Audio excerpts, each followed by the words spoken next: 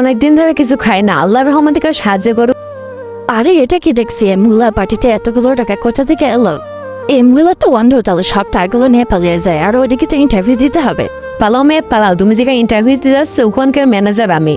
এই কি রে, আরেকটা ছেলে তো আসছে, যাক এখন তাহলে আর কড়া টাকা এখানে রেখে দিই, দেখা যাক কি হয়। আবার নাটক শুরু করে দিই, আল্লাহর হস্তে কেউ আমাদেরকে দান করুন। আরে মহিলা তো দেখছি সম্পূর্ণ অন্ধ। যাক তাহলে মহিলার টাকাগুলো নিয়ে পালিয়ে যায়, মহিলা জানতেও পারবে না। দেখা যাক কি হয়। হা হা হা, খুব মজা হবে, আর সিল করবো। পালাও ছেলে পালাও, এই ছেলেটা দেখছি পরীক্ষায় ফেল করেছে, একেও কোনোভাবে চাকরি দেওয়া যাবে না। তার আগে দেখবো কারা কারা শয়তানকে হারিয়ে আল্লাহকে ভালোবাসে। যারা আল্লাহকে ভালোবাসে তারা ভিডিওতে লাইক দিয়ে চ্যানেলটি সাবস্ক্রাইব করবে, আর যারা শয়তানকে ভালোবাসো তাদের কিচ্ছু করার দরকার নেই।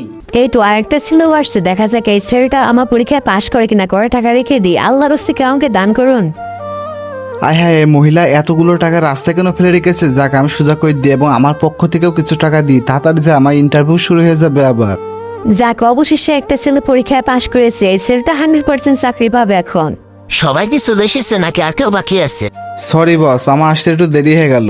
হা হা হা হা, তুমি ভাবলে কি করে এখান তুমি চাকরি পাবে? আরে তোমরা চুপ করো, এখানে টাকা দিয়ে চাকরি হয় না, এখানে যোগ্য দেখে চাকরি করা হয়। দাও রাহুল, তোমাকে আর কষ্ট করে ইন্টারভিউ নিতে হবে না, আমি নিয়ে নিয়েছি। এই ছেলেটা চাকরি পাওয়ার 100% যোগ্য, একে চাকরিখান দিয়ে দাও।